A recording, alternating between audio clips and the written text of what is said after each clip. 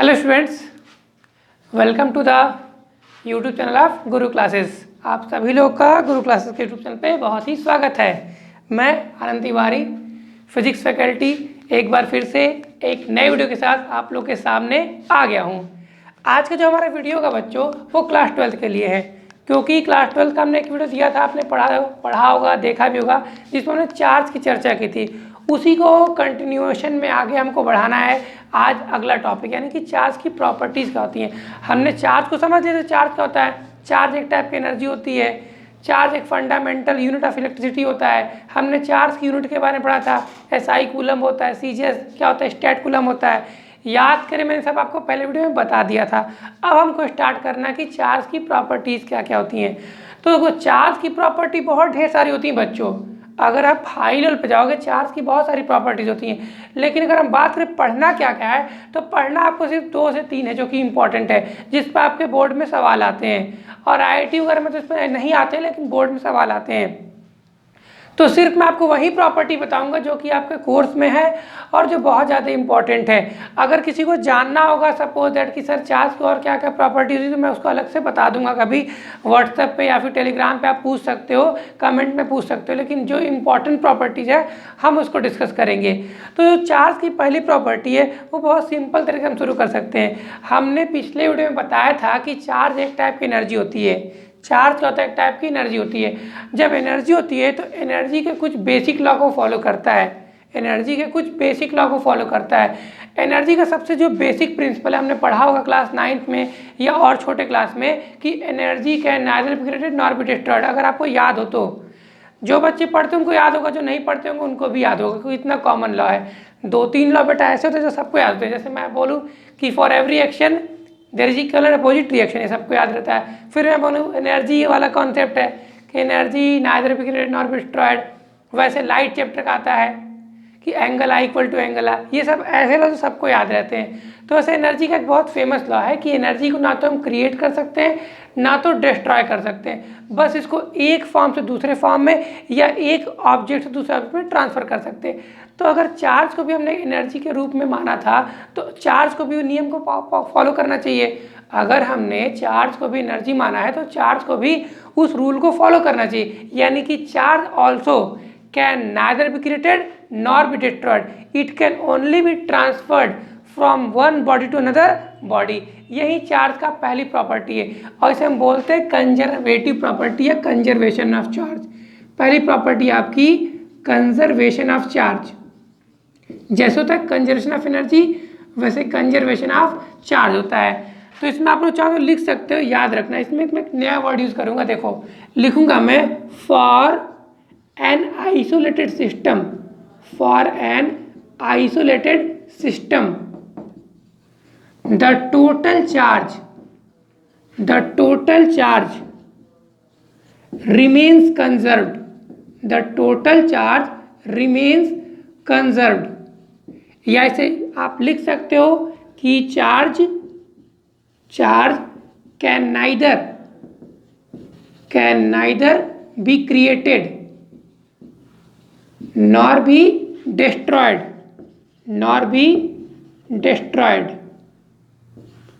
but it can only be transferred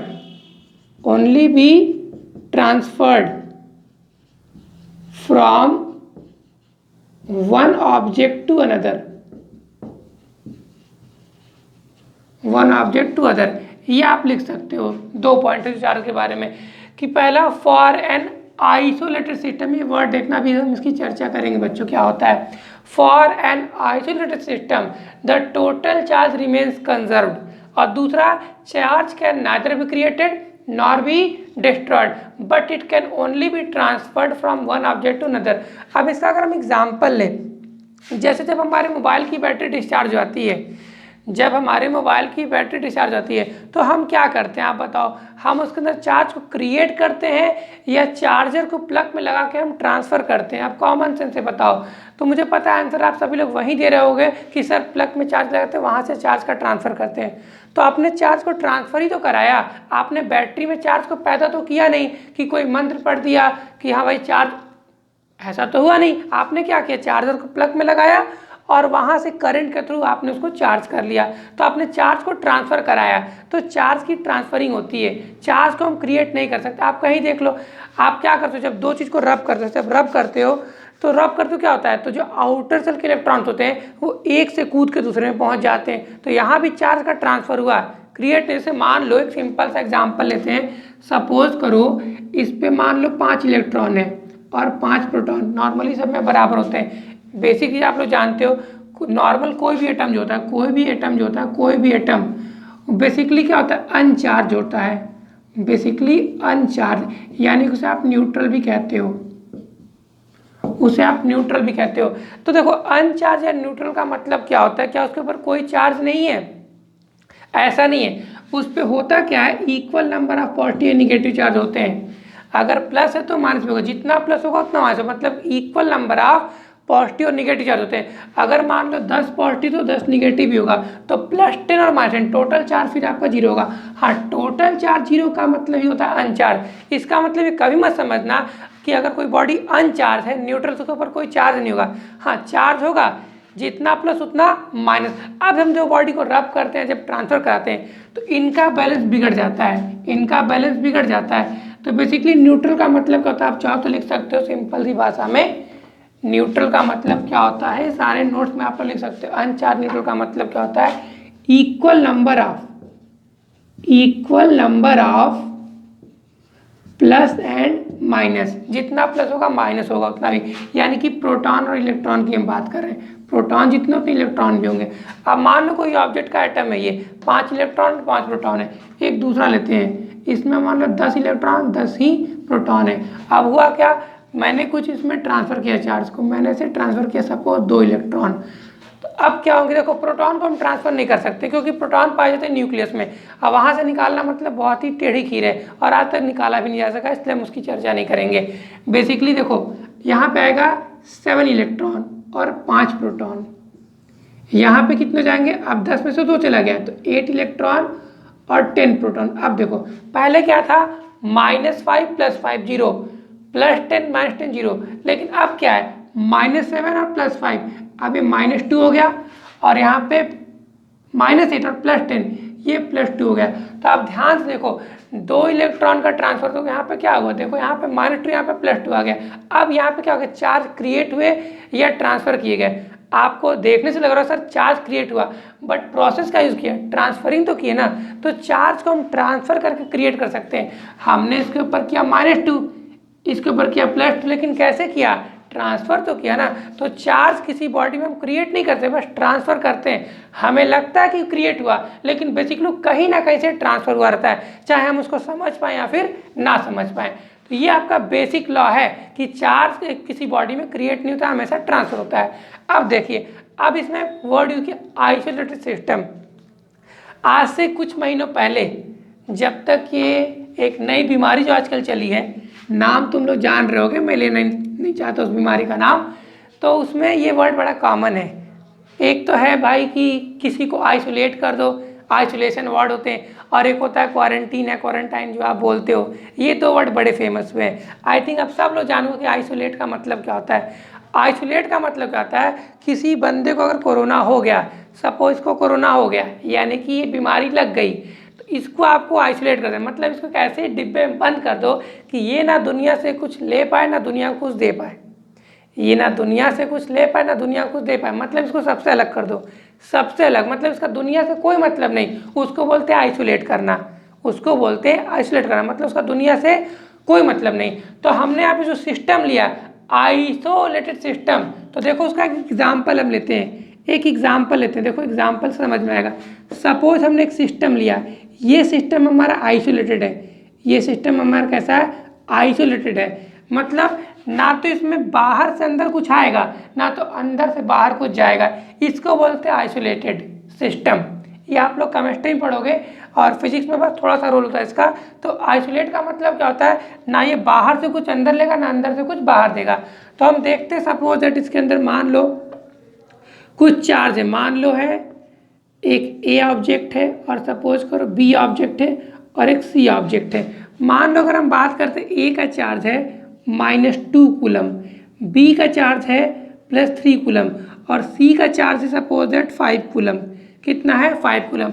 हमने क्या किया, देखो ये सिस्टम हमारा आइसोलेटेड है, ये सिस्टम हमारा क्या है? आइसोलेटेड, मतलब इसमें बाहर से कुछ नहीं आएगा ना अंदर से कुछ बाहर जाएगा। हाँ, लेकिन आपस में देखो अंदर ए बी सी ना, ये आपस में कुछ भी कर सकते हैं, ये आपस में कुछ भी रिएक्शन कर सकते हैं, लेकिन बाहर जाके कुछ नहीं करेंगे और ना ही बाहर से कुछ अंदर आएगा। अब देखिए हमने क्या किया, इसमें सपोज कुछ कर दिया, सपोज इसमें हमने क्या किया, कुछ भी मिक्स किया या कुछ भी आप सपोज कुछ किया, सपोज हमने कुछ किया, इसके अंदर कुछ किया तो कहानी कुछ ऐसे हो गई। देखिए क्या कहानी होती, देखिए ये ए है, ये बी है और ये सी है। अब हम क्या देखते हैं, जो बी का चार्ज था वो हो गया -3 कूलम ए का चार्ज, और जो बी का चार्ज है वो हो गया है +4 कूलम। और आपसे अगर मैं पूछूं सी का चार्ज कितना होगा, तो आप बहुत सिंपल तरीके से बता सकते हो। ये क्वेश्चन क्लास 9 से भी छोटे स्टैंडर्ड का है, कुछ नहीं करना, प्लस माइनस करना। मैंने क्या बताया कि किसी भी आइसोलेट सिस्टम में, देखिए आइसोलेट सिस्टम में चार्ज रिमेन्स कंजर्व का मतलब बदलता नहीं है, तो अगर आप यहाँ से देखिए इसका टोटल चार्ज कितना है, इसका टोटल निकालिए कितना होगा, 5 3 8 8 - 2 6, यानी इसका +6 कूलम होगा, उसका भी +6 होना चाहिए। तो देखते हैं कि इसका कितना है, तो ए का आपका कितना है -3 है, तो -3 प्लस बी का कितना है 4 है, सी का कुछ एक्स मान लेते हैं, इक्वल टू कितना 6 होना चाहिए। सॉल्व करो कितना आएगा, 4 - 3 1, उधर जाके -1, तो क्या x इक्वल टू +5 कूलम आ जाएगा ना। तो देखो 5 और 4 9 9 - 3 6 आ जाएगा, तो इसका चार्ज आपका कितना हो जाएगा 5 कूलम हो जाएगा। तो ये है तुम्हारा आइसोलेट सिस्टम का चार्ज निकालने का। अब इसमें ना बाहर से कुछ अंदर आएगा ना अंदर से बाहर आएगा, तो अगर कोई भी सिस्टम आइसोलेट है तो उसका टोटल चार्ज हमेशा कांस्टेंट रहता है। अब ये बहुत छोटे लेवल की चीज़ है, लेकिन पढ़ाई क्लास 12 में जाती है। आप खुद देखो क्या इसमें सवाल आएगा, तो नहीं लगा सकते हो, बिल्कुल लगा सकते हो। इसको जल्दी से नोट कर लो, फिर मैं एक छोटा सवाल देता हूँ, आप लोग उसको कर लेना। नोट करो इसको जल्दी से, स्क्रीन को पॉज करके नोट कर लो, सारा जो भी बताएं सब नोट कर लो जल्दी से पहले।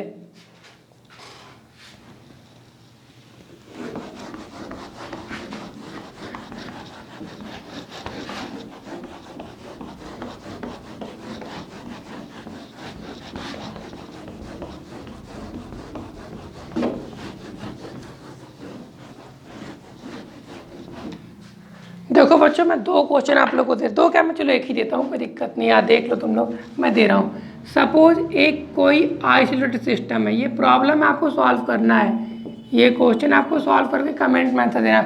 इसके अंदर देखो एक ऑब्जेक्ट है ए, एक है बी और एक है सी, ठीक है ना।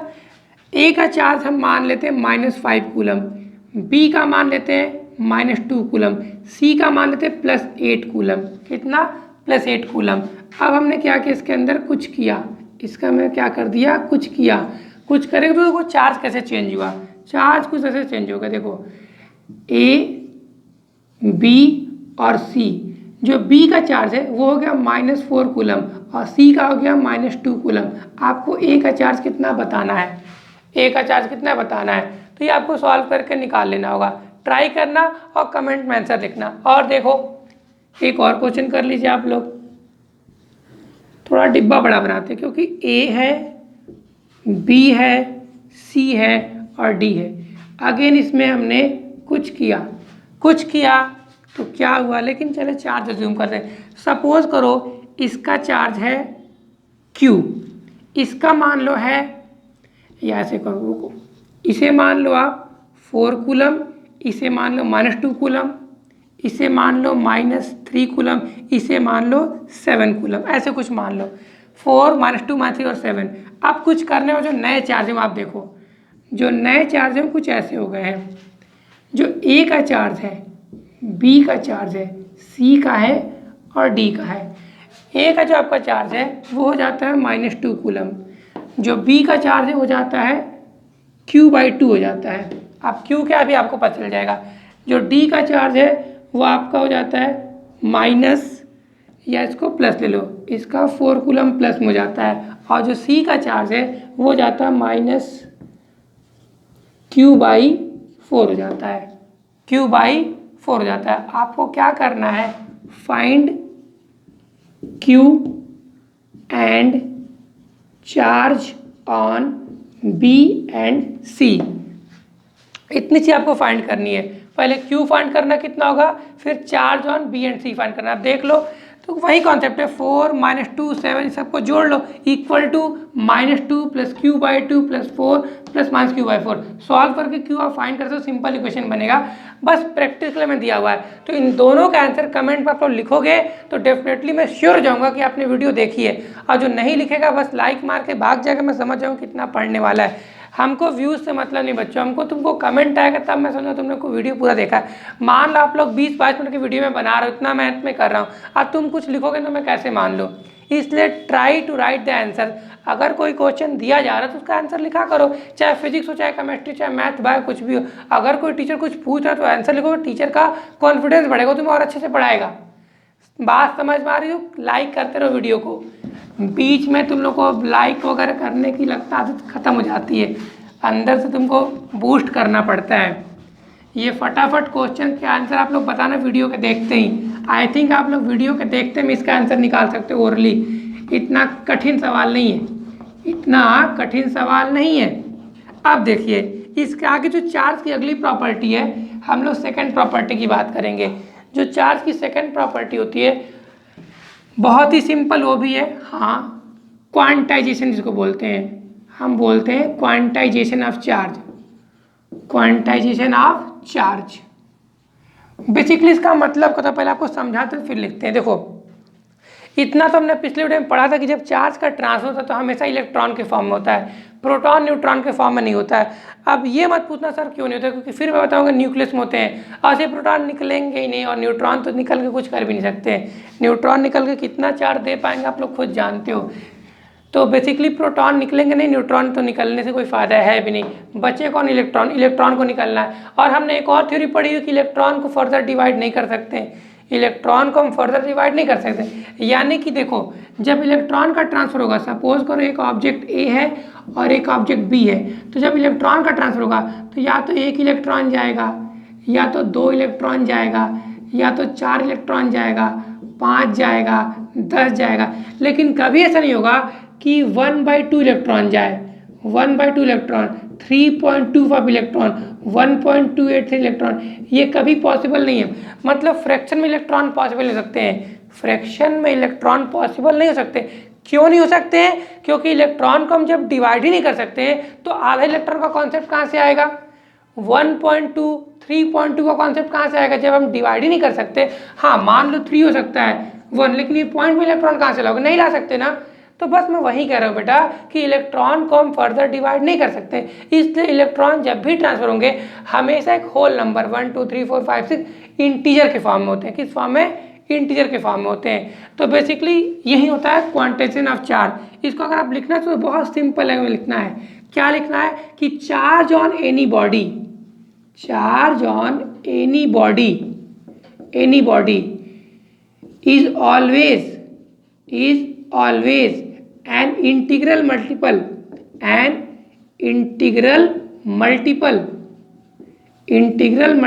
of smallest charge, integral multiple of smallest charge. Smallest charge का मतलब क्या होता है, इलेक्ट्रॉन।